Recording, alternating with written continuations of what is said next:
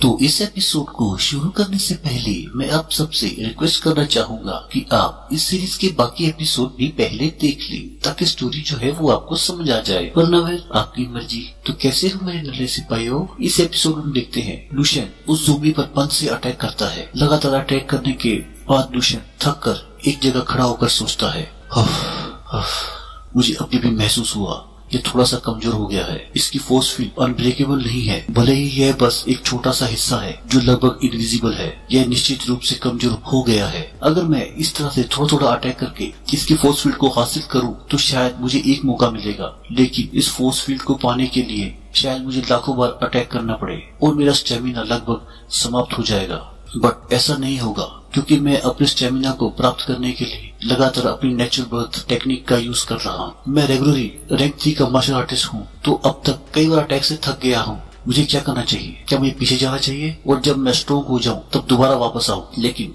जब मेरी psychic energy rank 3 तक पहुंची है तो मैं रैंक 6 के और उससे नीचे की ज़ोंबी को मारना मेरे लिए घास काटने के बराबर है। एक स्वीप और उनका ढेर होगा। Hang on psychic energy.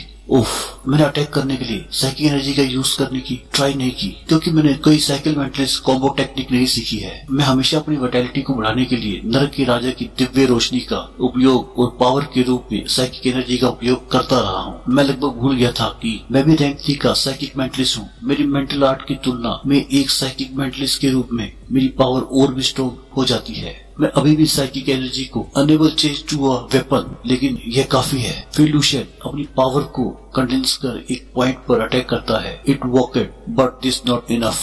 थोड़ा और जोर लगाकर अटैक करता है। It's not enough. अपनी पूरी पावर को कंडेंस कर किक मारता है। It's not enough. फिर लुशियन अपनी साइकिक एनर्जी और ब्रेथ ऑफ द फ्लेम 10 गुना स्टेलर इम्पैक्ट के साथ एक परफेक्ट फर्स्ट टेक्निक बनाता है और अटैक करता है। इस अटैक से ज़ोंबी की फोर्स फील्ड टूट जाती है और लुशियन कहता है, वीरों की आत्माएं कभी नहीं मरती।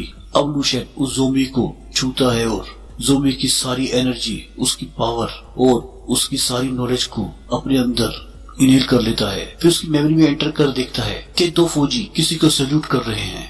एक कहता है, मिस्टर शीशिंग, आपकी सफलता पर आपको बधाई। अब से आप एक मार्शल मास्टर हैं। फिर शीशिंग अपनी बेटी से कहते हैं, पोजीशन बद से बदतर हो जा रही है।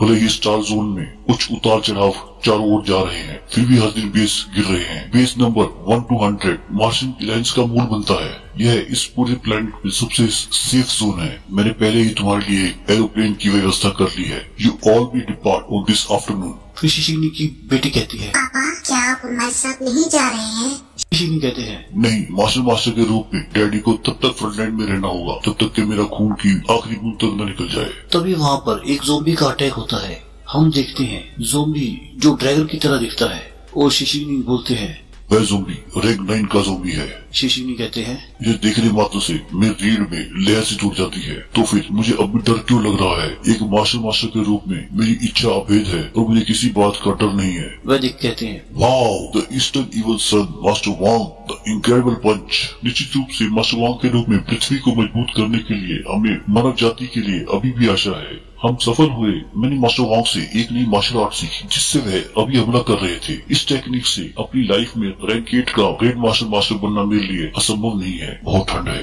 क्या मरने से पहले ऐसा ही महसूस होता है? मैंने सुना है कि मास्टर रिलायंस ने पहले से ही फायरफील्ड प्रोग्राम को एक्टिव कर दिया है, जिससे मानव जाति के सभी प्रयासों को एक रैंक 12 पावर हाउस का निर्माण करने पर ध्यान केंद्रित किया गया है, जो इतिहास में पहले कभी नहीं देखा गया। क्या मानव जाति के लिए अभी भी आशा है?